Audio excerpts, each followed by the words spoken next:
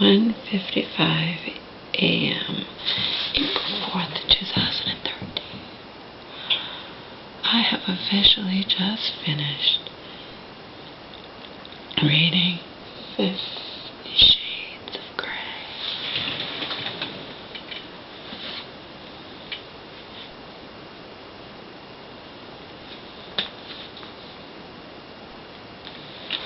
See? 50 Shades of Grey.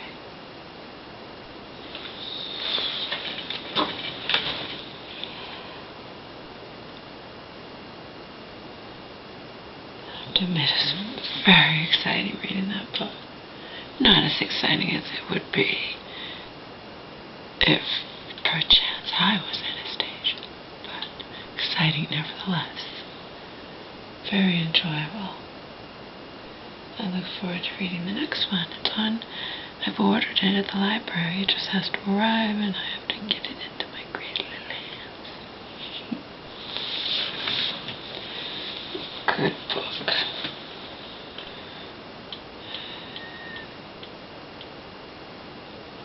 Fun escaping into that book.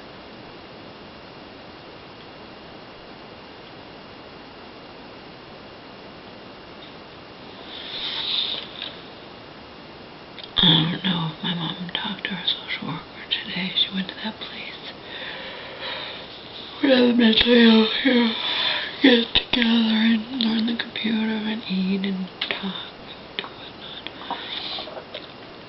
Her social worker was supposed to meet her there today. I stayed away all day until after 8. I didn't ask her about what happened with the social worker because I didn't want to upset her. I want to know. Probably ask her today. Oh, that book was good.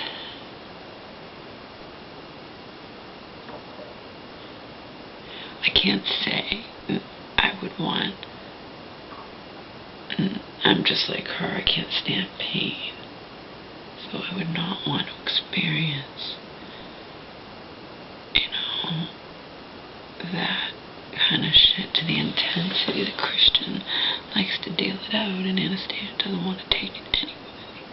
I mean, the pleasure, pain, though, I just wouldn't want to experience, being hit with a belt, or anything painful. But that being said,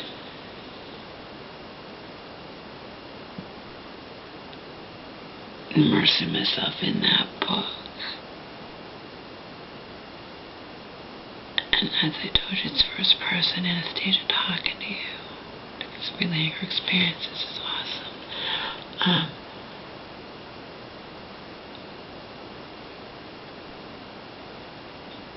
I absolutely love that kind of shit. I love the mind game kind of shit. Donald was big on the mind game kind of shit. But he didn't have enough kindness to temper his darkness, number one. And number two, and even more importantly, he just wasn't that in. He wasn't geared towards being into sex and being sexual, and that kind of quote-unquote need was not present in him. Like, it's always been present in me, but never fulfilled. Okay? When I say never, I mean never.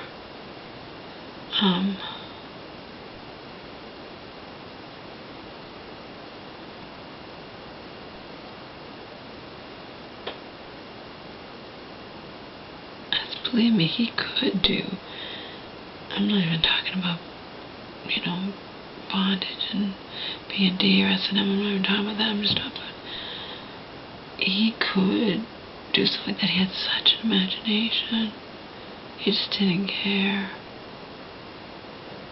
He gave me the most amazing massage when I first met him. Like an hour-long massage or something. Skilled at it. killed. He never did it again.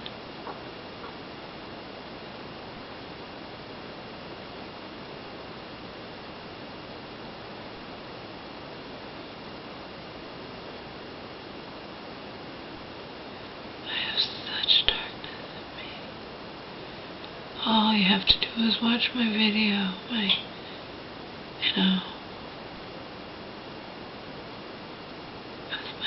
twisted poems that one person wrote. This scared me so much I'm canceling my YouTube account.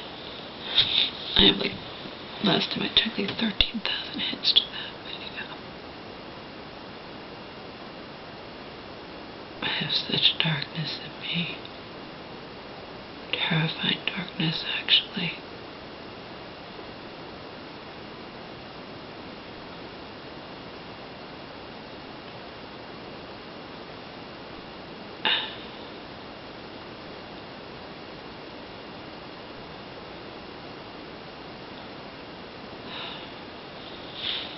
Anyway, I can't.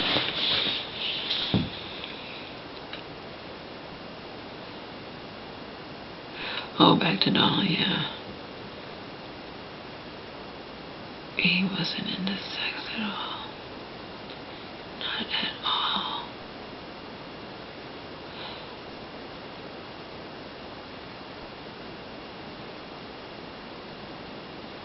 If he was, he had that kind of mind, that kind of imagination.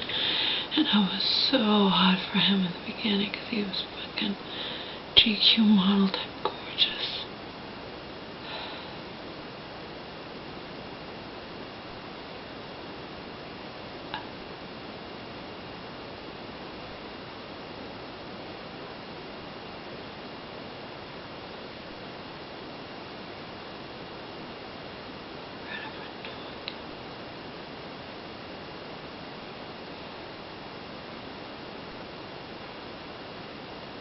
Darkness in me when I was 13.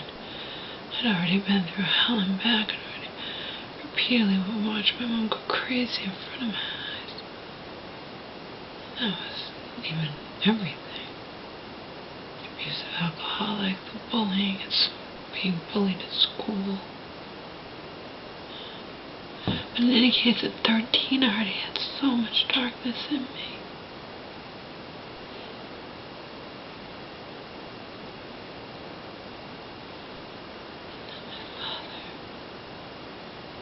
Loving me, he put more nails. He sealed my fate.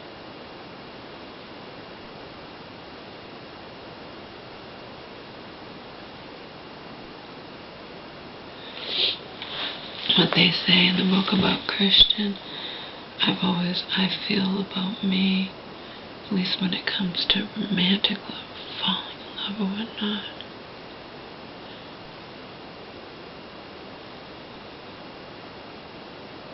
I think I'm capable of falling in falling in love or feeling worthy of being loved. The musician told me he loved me 3 weeks after I had met him, and I wound up having a semi-nervous breakdown over it.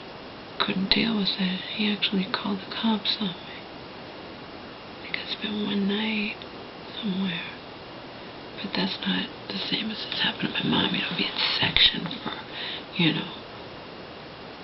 for weeks at a time in a mental hospital. He was put in there against your will.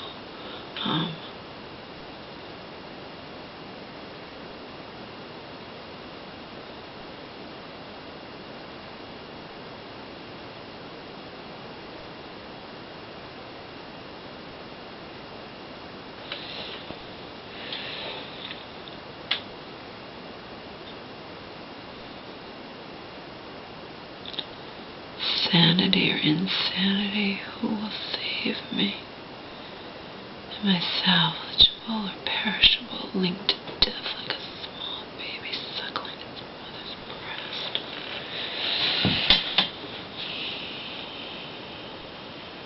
The mind is stronger than his love.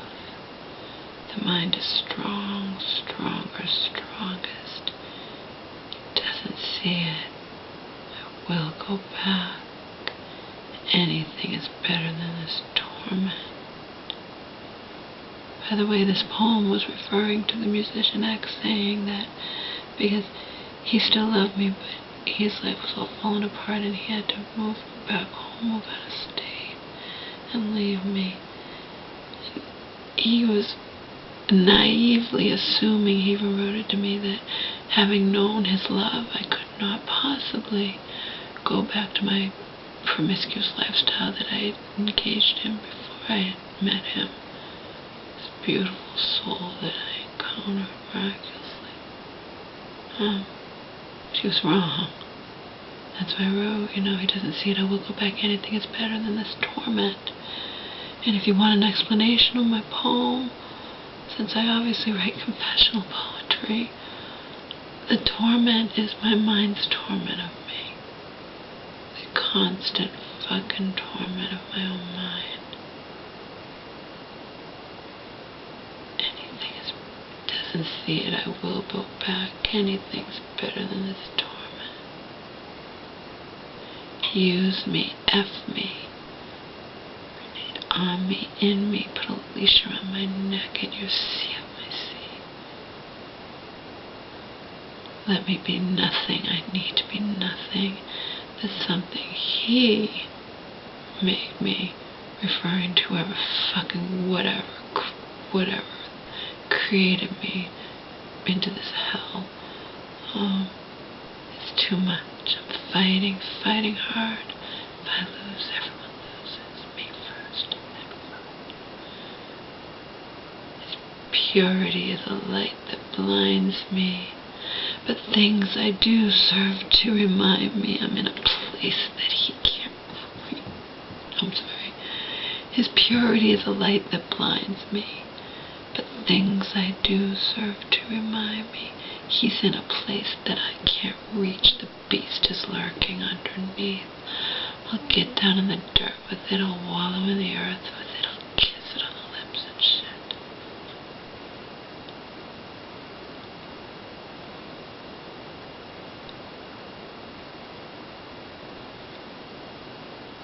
Oh, how do I wish I could be Anastasia, just step into the page of that novel.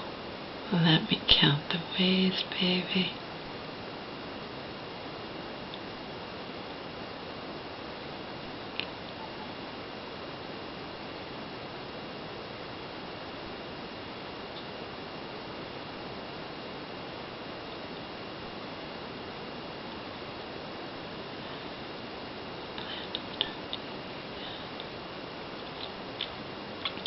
Simply because I just have to, dip my feet in the water tentatively.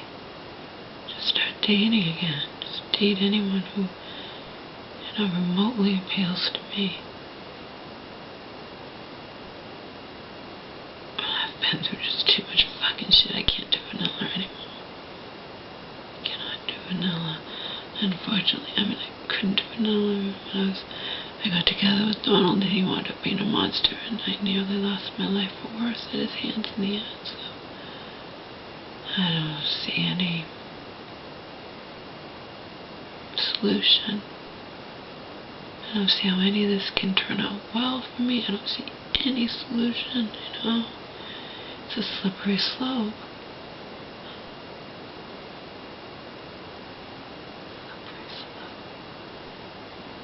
Split personality.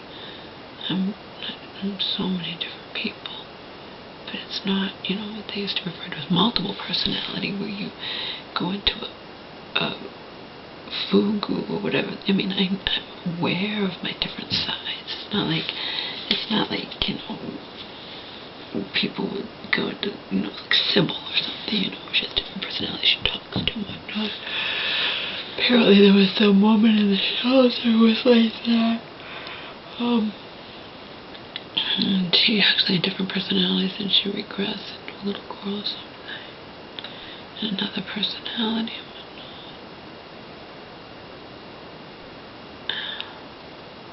That was before I was in there. My friend told me about this woman.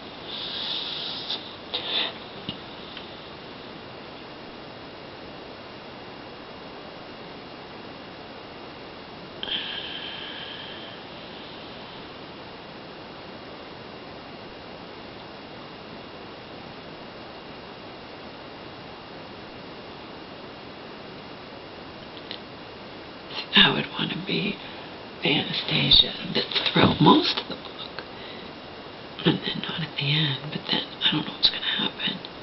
I mean, I wouldn't want to be her and be feeling what she feels. I don't think I'd be even capable of feeling what she feels. But I don't know what's going to happen in the next book or the next one. It's a trilogy. I can't wait to find out.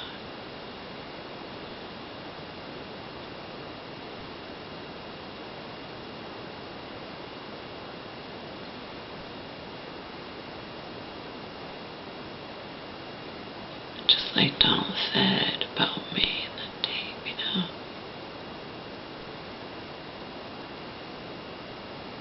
What did he say?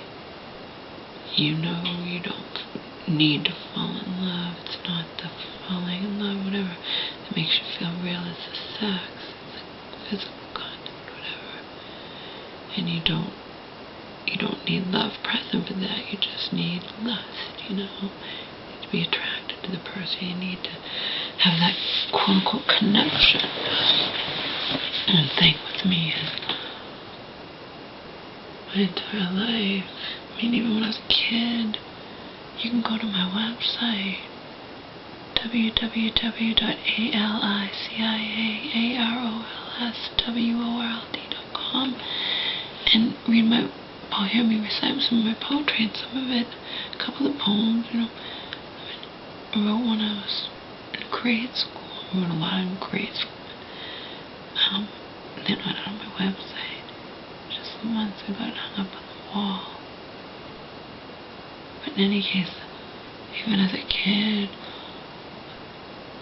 especially now, I'm so inside my own head, you know, that if someone penetrates that barrier, I mean, you know, if someone penetrates that barrier and does things to push my buttons, you know, like touch me gently, like out in public, you know, not when he's thinking he's gonna have sex with me, or talking dirty in my ear or whatnot, or, I mean, just, I'm so inside my own head. And when someone is able to get through and cause my body to respond, you know, it's like, it's foreign to me. Because I just live so much inside my own head. That's not good.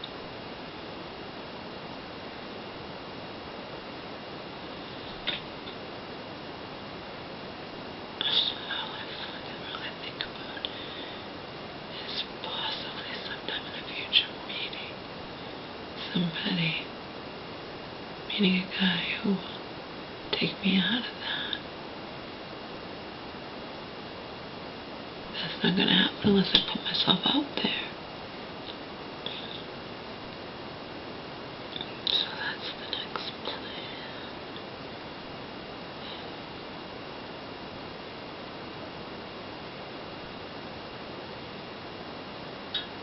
That's what I have to do, even if I don't want to. I have no hope of even getting laid again, even being touched again, let alone experiencing anything deeper than that if I don't fucking take the first step, put myself out there.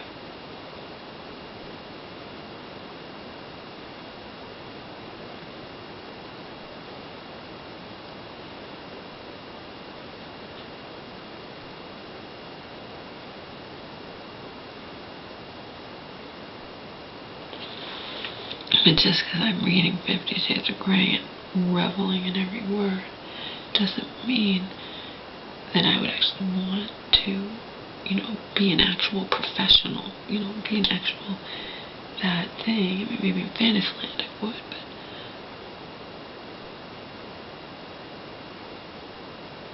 I'm submissive, but just like Anastasia, I'm also stubborn and willful, you know, so. But I'm naturally submissive. I'm sure as hell far more submissive than dominant. I'm not dominant dominant at all. I may be stubborn and willful, but I'm not dominant.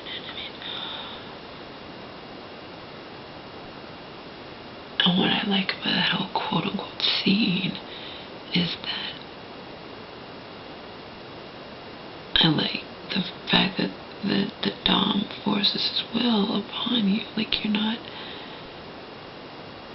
I like that. I like that you become his. I like that I just like that whole thing. I'm naturally submissive.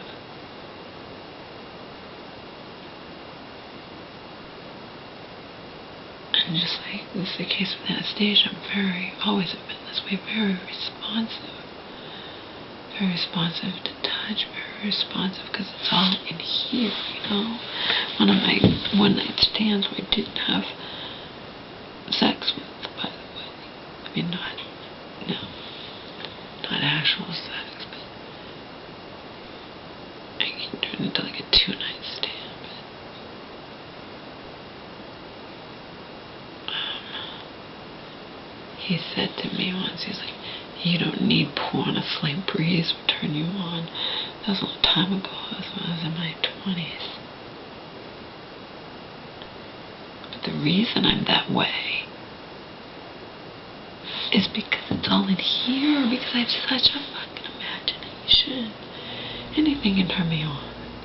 Because I have such a vivid imagination, and that's like, I was given that at birth. I mean, I was creative in grade school. For the moment I could start being creative, writing songs and poems and whatnot. And I was, I expressed it.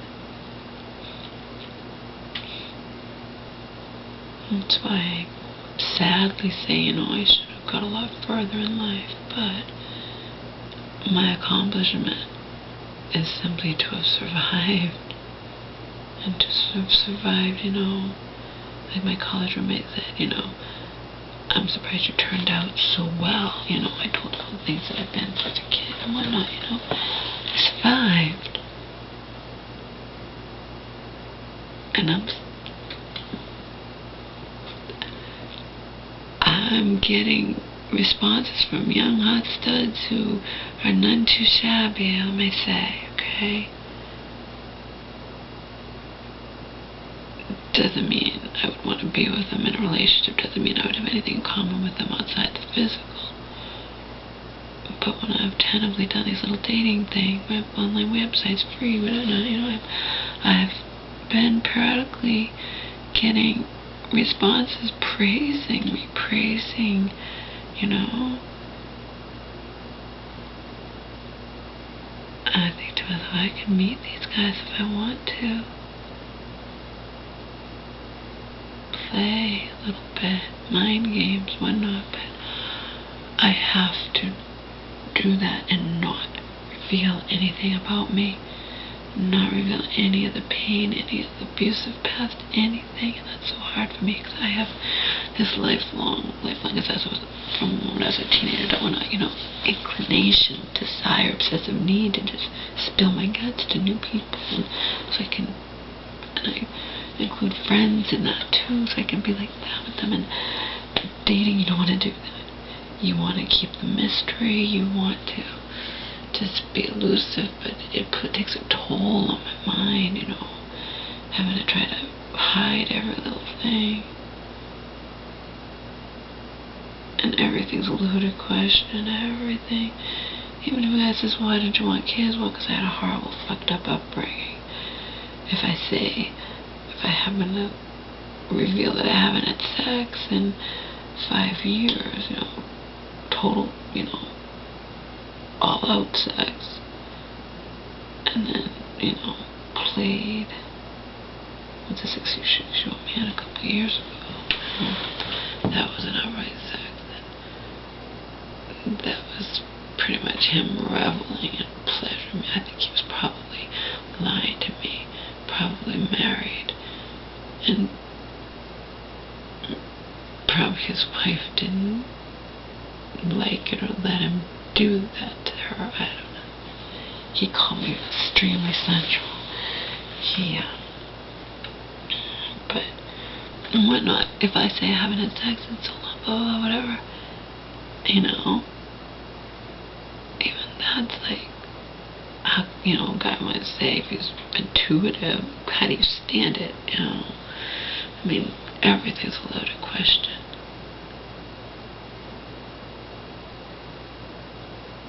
But in the end, it boils down to, I was in an abusive relationship, not physically, but psychologically abusive relationship for a long, long time. Not just 1 year, or 2 years, or 3 years, or 5 years, 7 years, 8 months, okay? And I stayed. There were no kids involved. There was an Omar, there was a pug dog, but, I mean, there were no kids involved, and I stayed because he had convinced me I couldn't do better. And I had gained 72 pounds, you know, so now this is like an awakening, you know. My poem Metamorphosis, if you want to hear me recite that out on my website, you know, it's like, I wrote all these poems so long ago, when I was in college. When you close your eyes for an instant, that's when it happens. When you think it can't, that's when it does.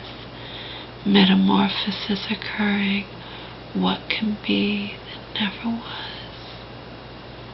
And I think it goes, safe for the moment, the warmth of your cocoon. Safe for the moment, the warmth of your cocoon. Have to break free soon.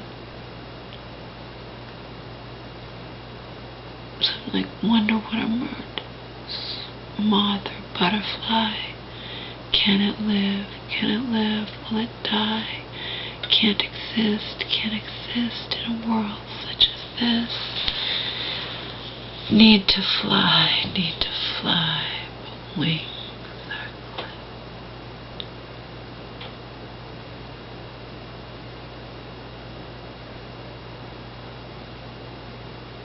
Broken wings.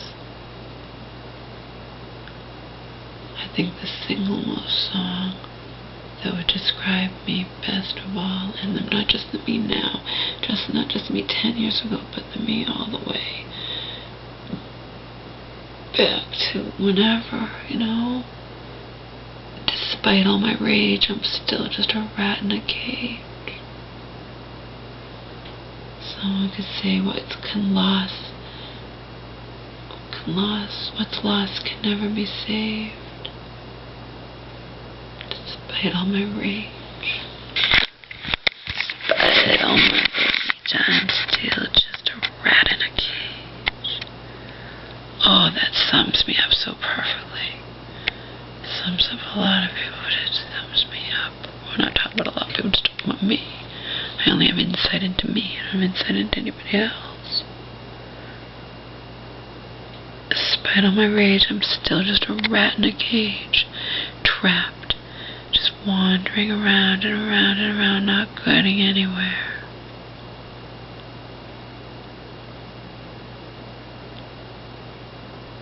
That would be a rat in me. Whatever.